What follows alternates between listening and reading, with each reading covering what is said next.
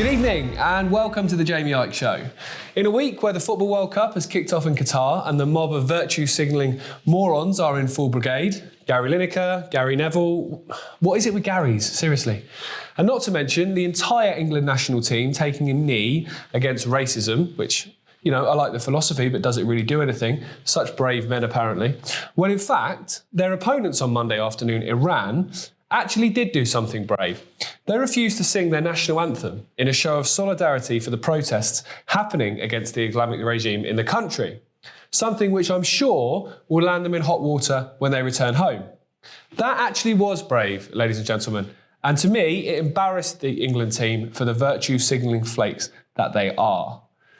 And to think, there were actually calls ahead of this World Cup to ban the Iranian team from taking part because of their regime's support for the Russian war in Ukraine.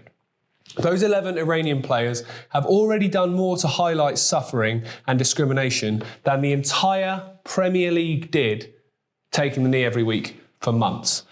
So I take my hat off to the Iranian team for their bravery to do that. And I'm sure, as I said, when they get back to Iran, there will be personal costs for what they've done. But they decided to do it anyway. That's what true bravery really is. Anyway, tonight, I'd like to talk about something that's been a hot topic for the last few years and something I'm very passionate about myself, and that's mental health. Or as I like to call it, the mental part of your overall health. Because there's multiple factors that contribute to your health. It's not simply the food you eat or the lifestyle you lead. It's all of that combined and more. And the mental part is just as important as the rest. A doctor once actually said to me, you can eat all the clean foods you want, you can exercise every day, you can meditate, you can do yoga, you can do all of those things that you read about. But if you're in a toxic relationship, then you're not going to be healthy, are you? Because that's a part of your health that you're not on top of. And for me, I entirely believe and follow that philosophy. So take myself, for example. A couple of months ago, I was feeling incredibly low. I was overweight compared to where I wanted to be. I was incredibly stressed trying to balance work and a family. I was eating pretty poorly, which made me feel tired, sluggish, and moody quite a lot. I was pretty short with my kids, pretty short with my wife, and I got overwhelmed very quickly. Just getting out of bed in the morning, to be honest, was a real effort, and sometimes I'd lie there for 30 minutes building up to it. It was pretty dark. Now, obviously, and I'm sure you'll be the same as viewers of this channel, I didn't go to the doctors. I didn't get medication. Instead, I looked at what I was doing at the time and tried to make improvements. For me, I started the gym, I started running, I now train twice a day, I started eating better, and suddenly you began having more energy, which improves your mood and my mood. It improves your overall positivity and outlook. And these are simple changes which have had a huge impact on my life personally. Losing weight while feeling stronger and healthier every week, clothes are starting to feel more comfortable, and the mirror is less of an enemy, and so on. Now, I got this inspiration originally from reading Tyson Fury's autobiography and how he came back from 27 stone and heavy depression to regaining the boxing heavyweight world title. Me and a friend of mine were actually at his comeback fight in Manchester, and it was incredible to see how strong someone can be and therefore how strong you can be when you apply yourself. Sadly, I won't ever be heavyweight world champion. I'll just settle for being a good dad and a good boss here at the channel. Now, the reason I wanted to talk about this tonight is that since we launched this programme, I've begun to get more active on social media, and I've seen the trend of how many people seem to be struggling with the very basics of life. And I wanted to address this by saying I completely understand why. I mean, just look at our world. Look around you. The world we live in is completely anti-human. 95% of the food on the shelves of the supermarket is poison in one form or another. Most people have never and will never experience unconditional love. Our natural environment is becoming increasingly toxic every day. And of course, our work/slave lives are becoming harder and harder. People are forced to work longer hours for less money simply to stay afloat.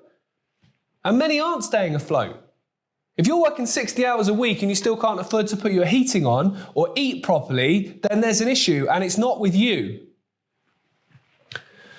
The world we live in has been specifically designed to keep us in a state of fear and depression. So you know what? If you're feeling any of those emotions, then hear these words very clearly. It's not because you're weak. It's not because you're not good enough. We're playing the game on a rigged table, and we have to be incredibly strong in character to overcome these obstacles and to come out the other side. If you're feeling comfortable and completely at home in the world of today, then I'd be more concerned about your mental state.